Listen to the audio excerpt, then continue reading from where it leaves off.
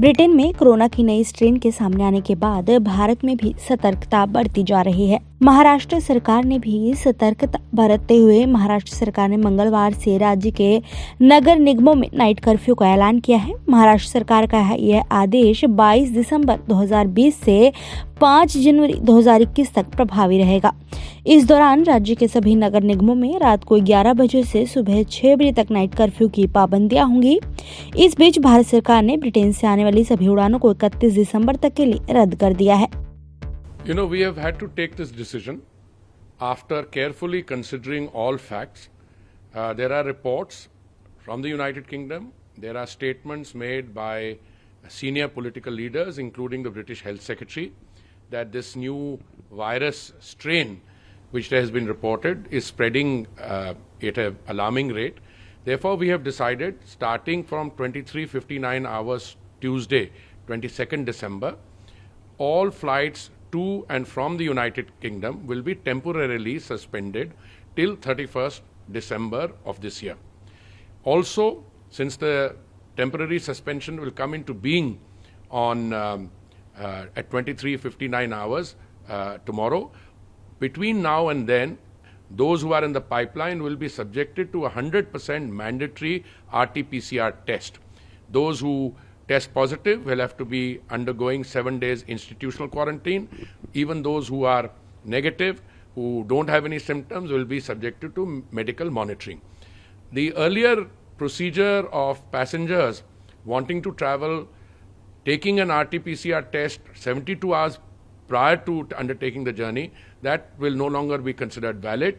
Now, at all points of entry in India, 100% compulsory RT-PCR tests will be made mandatory for both passengers traveling to the United Kingdom and coming from the United Kingdom.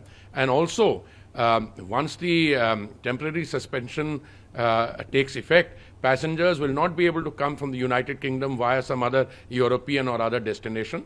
There will be a complete suspension on a temporary basis till the end of this month.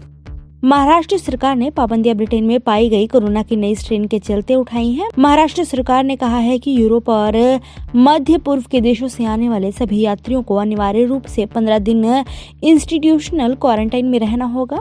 Europe और मध्य पूर्व के अलावा अन्य अंतर्राष्ट्रीय गंतव्यों से आने वाले यात्रियों को होम क्वारंटाइन में रहना होगा। उधर केंद्रीय स्वास्थ्य मंत्री का कहना है कि ब्रिटेन की हालत से डरने की जरूरत नहीं है।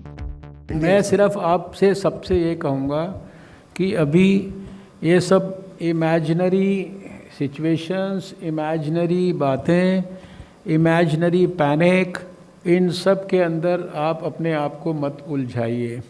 सरकार हर बात के लिए पूरी तरह से सजग है और जैसे पिछले 1 साल में आपने देखा कि सरकार ने आवश्यकता के अनुरूप जनता के हितों की रक्षा करने के लिए जो जिस समय पर आवश्यकता किया, वो सारी चीज़ें सरकार देख रही है। लेकिन अभी अगर मुझसे आप पूछे तो कोई इतना पैनिक का कोई कारण नहीं कि जितना हम पैनिक अगर अपने इस प्रेस कॉन्फ्रेंस में इंडिया इंटरनेशनल साइंस फेस्टिवल की बजाय अगर ये शुरू कर देंगे तो शायद फिर ज़बरदस्ती ज़रूर पैनिक फैल जाएगा।